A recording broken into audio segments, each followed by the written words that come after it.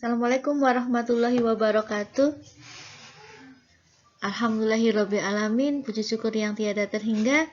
Hari ini kita semua bisa berada di channel yang sama dalam acara MPLS SMK Negeri 2 Wonosobo tahun ajaran 2021-2022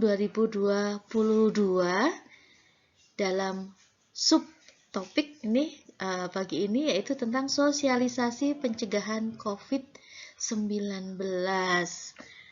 Oke, karena kita kebetulan qadarullah atas takdir dari Allah Subhanahu wa taala, kita merasakan apa yang dinamakan dengan pandemi COVID-19. Lalu apa sih COVID-19? Nanti akan kita bahas setelah ini ya. Nah, sebelum kita bahas tentang COVID, kita bicara dulu ya tentang pandemi. Apa sih pandemi itu? Nah, pandemi adalah wabah penyakit yang terjadi serempak di mana-mana, meliputi daerah geografis yang luas, seluruh negara atau bahkan benua. Dengan kata lain, penyakit ini sudah menjadi masalah bersama seluruh warga dunia. Nah, contoh penyakit pandemi itu adalah HIV, AIDS, dan COVID-19. Influenza juga dahulu pernah menjadi penyakit kategori pandemi dan menyebar ke seluruh dunia. Penyakit ini disebut COVID-19. Kenapa? COVID itu singkatan dari Coronavirus Disease. Disease itu penyakit ya. 2019 karena ditemukan pertama itu di Wuhan, Cina pada Desember 2019. Nama virusnya SARS-CoV-2. Nah, lalu seberapa bahayakah COVID-19 itu?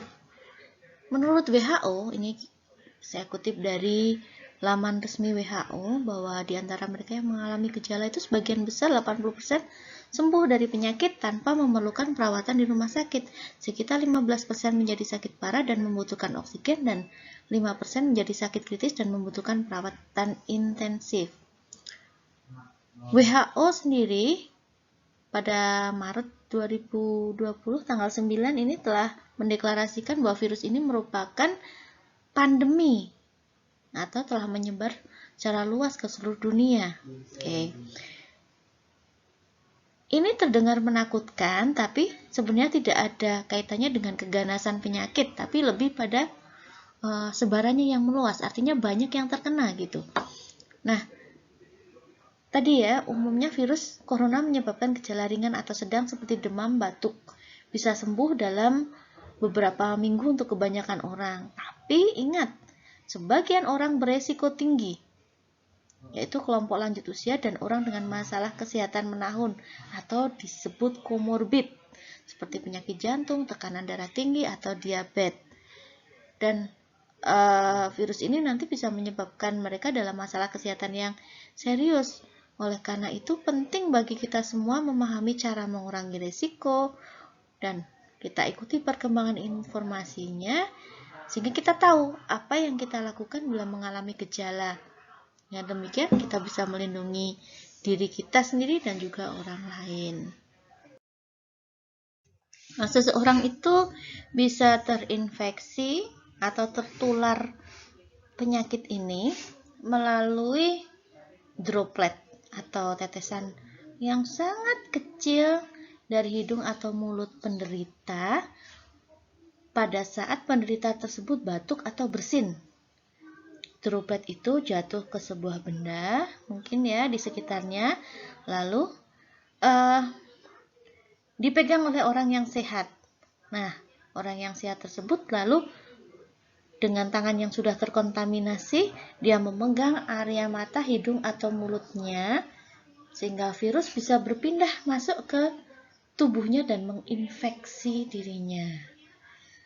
Sebenarnya ketika tidak ada yang menggerakkan, maka virus ini tidak akan bisa berpindah. Jadi virus ini berpindah ya lewat orang, gitu loh, lewat orang melalui droplet, ya.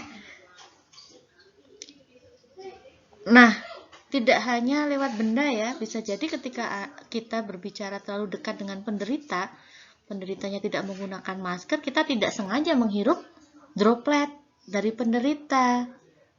Virus langsung masuk ke tubuh kita dan menginfeksi tubuh kita apabila imun kita lemah. Masa penularan COVID-19 dalam tubuh seseorang itu bisa terjadi sejak virus itu masuk ke dalam tubuhnya atau 2 hari sebelum dia merasakan gejala pertama virus itu ada dalam tubuhnya, hingga 14 hari dari gejala pertama dia rasakan. Setelah 14 hari sudah tidak menular lagi. Jadi 14 hari dari dia merasakan gejala sudah tidak menular lagi. Sedangkan periode tanpa gejala 2 hari sebelum dia merasakan gejala itu sudah menular. Dan resiko penularan tertinggi memang di hari-hari awal dia mengidap penyakit ini. Sehingga dengan memahami ini nanti kita bisa tahu kenapa sih pentingnya semua orang melakukan protokol kesehatan, yaitu tentu saja agar tidak terjadi penularan virus COVID-19.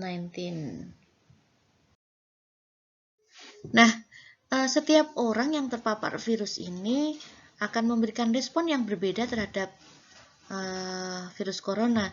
Ada yang mengalami gejala ringan hingga sedang dan akan pulih tanpa perlu dirawat di rumah sakit. Ada juga yang terkena gejala yang cukup berat. Gejala umum pada pasien COVID-19 adalah pasien mengalami demam, kemudian batuk kering, kelelahan. Nah, ada gejala spesifik atau gejala yang tidak umum, yaitu pasien itu mengalami rasa tidak nyaman, nyeri pada badannya, nyeri tenggorokan, kemudian ada diare atau ada konjungtivitis atau mata yang berwarna kemerahan, kemudian sakit kepala, hilangnya indera perasa atau penciuman, ruam pada kulit atau perubahan warna pada jari tangan dan jari kaki. Sedangkan gejala serius yaitu ketika pasien mulai merasa kesulitan bernapas atau sesak napas, nyeri dada, merasa tertekan pada dada, dan hilangnya kemampuan berbicara atau bergerak. Agar kita tidak tertular, kita harus mengikuti anjuran pemerintah, yaitu melaksanakan protokol kesehatan terkenal dengan kata 5M ya. Yang pertama menggunakan masker, yang kedua mencuci tangan menggunakan sabun atau hand sanitizer atau cairan pembersih tangan berbahan alkohol. Kemudian yang ketiga menjaga jarak aman dengan orang lain. Kemudian yang keempat, hindari kerumunan dan bepergian untuk hal yang tidak penting. Dan yang terakhir, kita coba untuk selalu meningkatkan daya tahan tubuh atau imunitas kita. Terkait dengan penggunaan masker, maka yang pertama harus diingat adalah kita harus menggunakan masker dengan benar. Oke ya. Jadi tangan kita harus steril dulu sebelum menggunakan masker. Kita sudah cuci tangan dengan sabun atau hand sanitizer. Kemudian masker harus menutup mulut, hidung, dan dagu. Nggak ada selanya sama sekali ya. Sehingga virus tidak mudah masuk.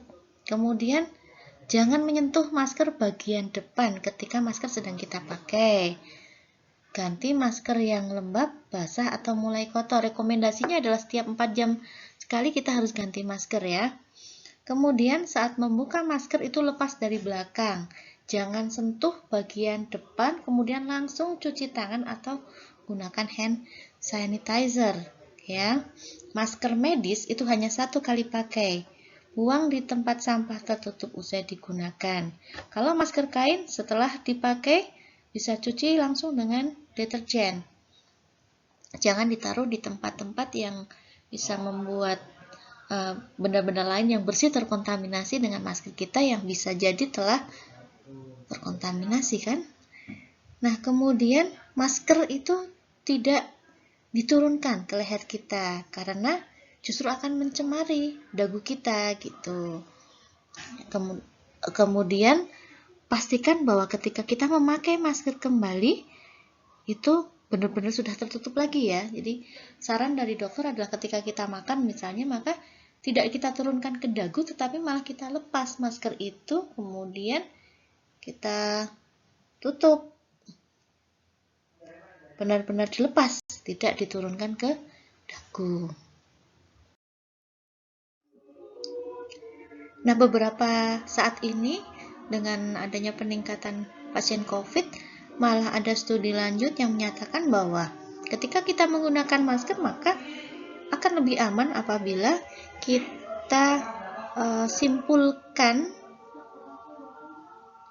ujung dari tali masker kita seperti yang bisa dilihat di gambar ya, atau kita menggunakan masker double. Dan masker double ini ada ketentuannya ya.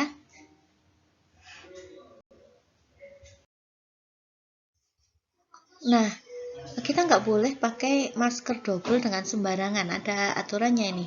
Kita nggak boleh double masker medis ditambah masker medis saking takutnya kena virus. Ternyata itu salah, karena masker medis tidak dirancang untuk dipakai dirangkap. Nah, tetapi kita bisa pakai masker medis dahulu, kemudian dirangkap dengan masker kain di luar ya. Kita juga nggak bisa memakai masker KN95 dengan masker medis, tidak usah dirangkap kalau KN95. Nah, seperti itu ya aturannya. Nah, ini dari laman Dinas Kesehatan Jawa Barat, ini saya ambilkan tips untuk menjaga imunitas tubuh.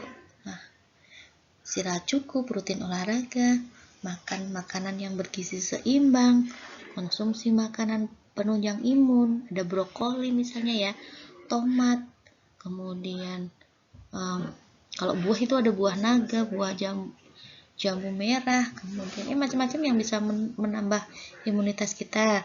Kemudian memperbanyak konsumsi air putih, menghindari rokok atau asap rokoknya, hindari alkohol. Kita harus bisa kelola stres dengan baik. Jangan mudah stres, jangan mudah depresi. Ingat bahwa semua yang ada atau hadir di dalam hidup kita itu semua adalah atas izin Allah. Jadi jangan mudah stres. Kemudian berikutnya adalah menjaga kebersihan makanan. Jadi tadi kita sudah memilih makanan yang bergizi seimbang, sudah gizinya bagus sekali, tetapi jangan sampai kita lupa ketika mengolahnya, ketika menyajikannya itu kita tidak mengolahnya dengan higienis atau menyajikannya dengan higienis sehingga bisa terkena bakteri atau virus yang membawa penyakit untuk tubuh kita. Selanjutnya dianjurkan untuk berjemur. Sinar matahari itu sangat bagus untuk tubuh kita dengan durasi waktu tertentu ya. Nanti silahkan Anda bisa browsing jam berapakah waktu yang paling pas untuk berjemur. Ya.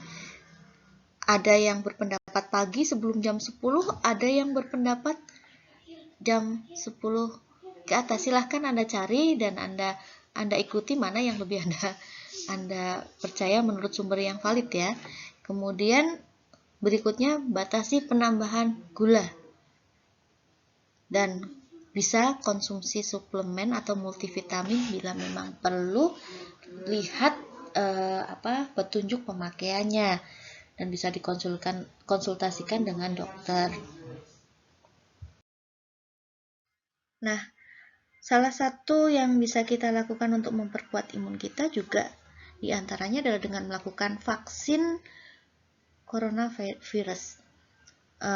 Vaksinasi ini bertujuan untuk memberikan kekebalan spesifik terhadap suatu penyakit tertentu, dalam hal ini terhadap penyakit COVID-19, sehingga apabila suatu saat kita terpapar penyakit tersebut, maka bisa jadi kita tidak merasakan sakit Atau kalaupun sakit, maka rasa sakit itu tidak akan sehebat apabila kita tidak mendapatkan vaksin. Jadi apabila diibaratkan dengan benda, vaksin ini ibarat helm yang dipakai oleh pengendara motor. Dia atau helm ini tidak akan membuat pengendara motor tidak mengalami kecelakaan, tetapi bisa meminimalisir resiko dari kecelakaan berlalu lintas. Seperti itu perumpamaannya ya. Jadi meskipun kita sudah divaksin, maka tetap kita harus melakukan protokol kesehatan dengan semaksimal yang kita bisa. Nah, siapa saja yang boleh divaksin? Nah, ketentuan yang terbaru menyatakan bahwa tidak hanya masyarakat yang berusia 18 tahun ke atas yang boleh divaksin, tetapi juga sekarang anak usia 12 sampai 17 tahun sudah diperbolehkan untuk divaksin, sehingga anak usia SMK sudah termasuk dalam sasaran masyarakat yang akan mendapatkan vaksinasi. Nanti jadwal vaksinasi akan dijadwalkan lagi oleh Dinas Kesehatan. Nanti siswa-siswa SMK silahkan ditunggu saja sampai tiba waktunya nanti ya. Apabila ada gejala COVID, apa yang harus kita lakukan? Ya, tak lain dan tak bukan ya memeriksakan diri kita ke puskesmas, di mana di sana ada bagian yang khusus menangani COVID. Ceritakan semua gejala yang Anda alami, kemudian tunggu hasilnya.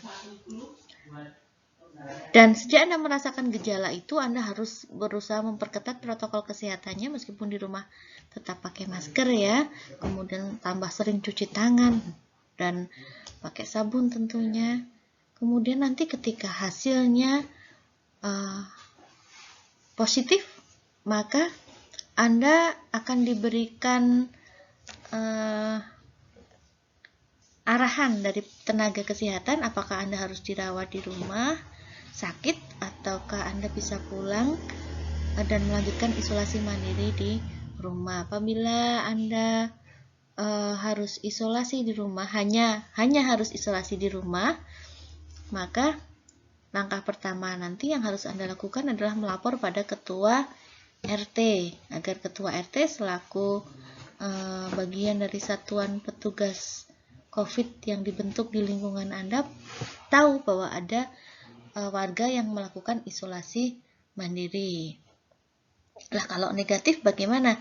Kalau Anda sudah merasakan gejala kemudian hasil pemeriksaan saat itu masih negatif, maka Anda tetap tidak boleh abai terus tidak memperketat protokol kesehatan, tetap perketat protokol kesehatan, dan nanti apabila membaik, mungkin Anda tidak perlu periksa ulang, tapi ketika ada gejala yang semakin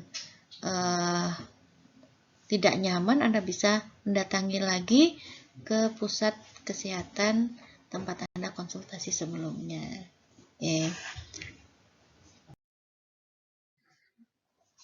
Nah, ketika kita tahu di lingkungan kita ada yang terkena COVID-19 ini, maka pastikan kita memberikan dukungan moral pada mereka. Berikan tawaran bantuan sebisa kita, hibur mereka.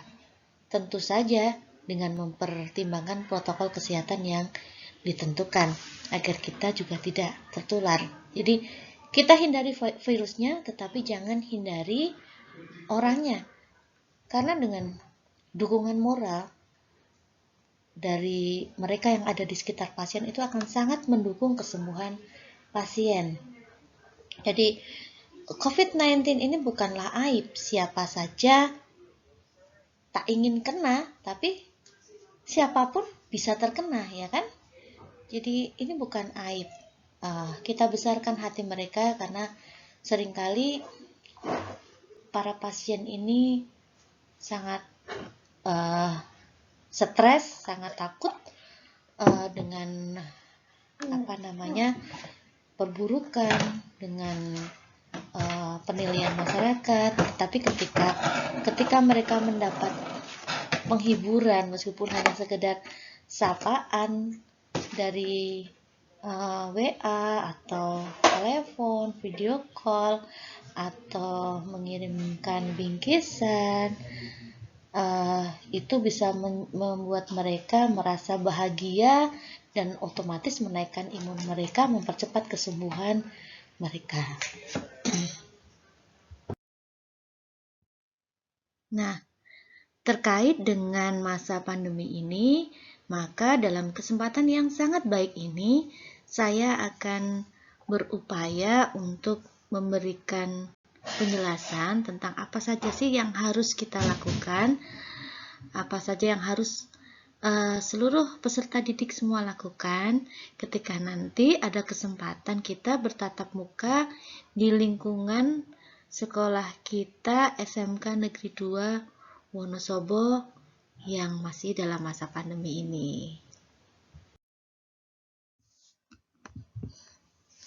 Panduan ini harus diikuti oleh seluruh warga satuan pendidikan, baik Bapak Ibu guru ataupun karyawan dan juga seluruh peserta didik di SMK Negeri 2 Wonosobo. Yang pertama yang harus diperhatikan adalah SOP sebelum berangkat. Apa saja itu? Pastikan kita sudah sarapan atau konsumsi gizi seimbang. Kemudian pastikan diri kita dalam kondisi sehat dan tidak memiliki gejala sakit seperti suhu tidak lebih dari 37,3 derajat Celcius, tidak ada keluhan batuk, pilek, sakit tenggorokan, dan atau sesak napas. Pastikan menggunakan kain masker 3 lapis atau 2 lapis yang di dalamnya sudah diisi tisu dengan baik, dan jangan lupa membawa masker cadangan serta membawa pembungkus untuk masker yang kotor. Masker cadangan sangat diperlukan apabila masker tanpa sengaja jatuh atau basah. Kemudian pastikan Anda membawa cairan pembersih tangan atau hand sanitizer sendiri. Jangan lupa membawa makanan beserta alat makan dan air minumnya sesuai dengan kebutuhan kita saat berada di satuan pendidikan. Dan yang terakhir, pastikan Anda sudah membawa perlengkapan pribadi, baik itu alat belajar, alat ibadah, alat olahraga, ataupun alat lain, sehingga nanti saat di satuan pendidikan tidak perlu pinjam-meminjam. Selama melakukan perjalanan, baik ketika kita berangkat ataupun pulang, maka kita harus tetap menggunakan masker. Dan jangan lupa tetap jaga jarak dari orang lain minimal 1,5 meter. Hindari menyentuh permukaan benda-benda, tidak menyentuh hidung, mata, dan mulut, dan menerapkan etika batuk dan bersin setiap waktu. Kemudian jangan lupa untuk membersihkan tangan sebelum dan sesudah menggunakan transportasi publik ataupun antar jemput. Saat kita tiba di satuan pendidikan, maka pastikan bahwa pengantaran dilakukan di lokasi yang telah ditentukan. Kemudian Anda harus mengikuti pemeriksaan kesehatan yang meliputi pengukuran suhu tubuh. Kemudian Anda akan dicek apakah Anda ada gejala batuk, pilek, sakit tenggorokan, dan atau sesak napas. Kemudian pastikan melakukan CTPS atau cuci tangan pakai sabun sebelum memasuki gerbang satuan pendidikan dan ruang kelas. Oke. Kemudian untuk tamu lainnya juga mengikuti protokol kesehatan di satuan pendidikan.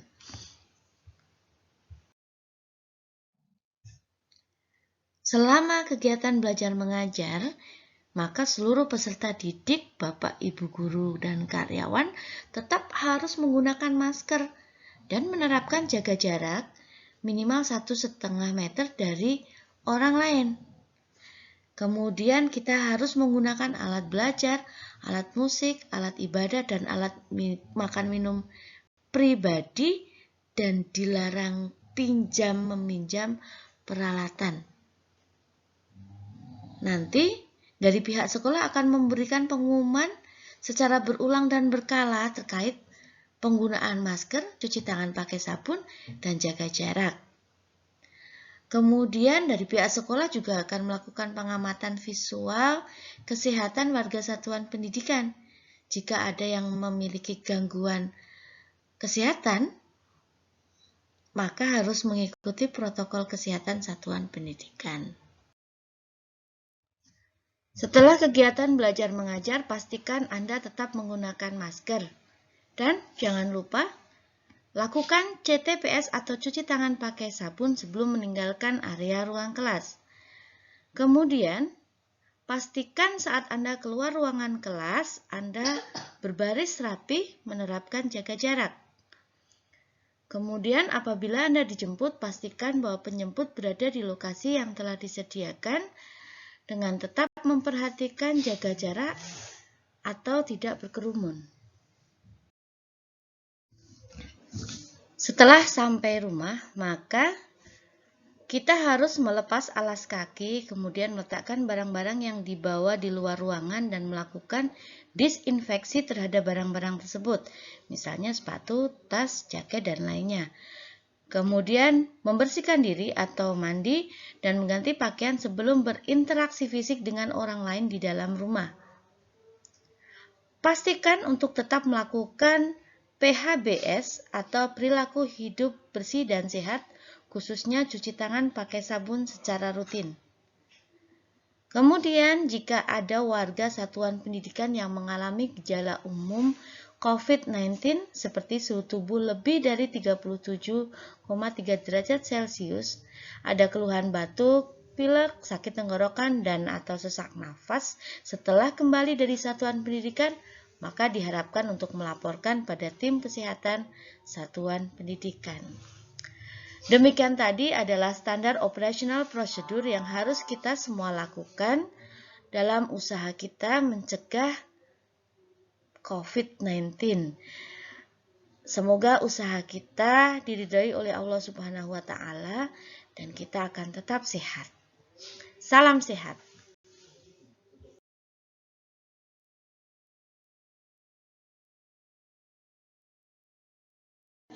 Selamat pagi anak-anak. Hari ini kita bertemu kembali bla bla bla bla bla bla bla. Oke.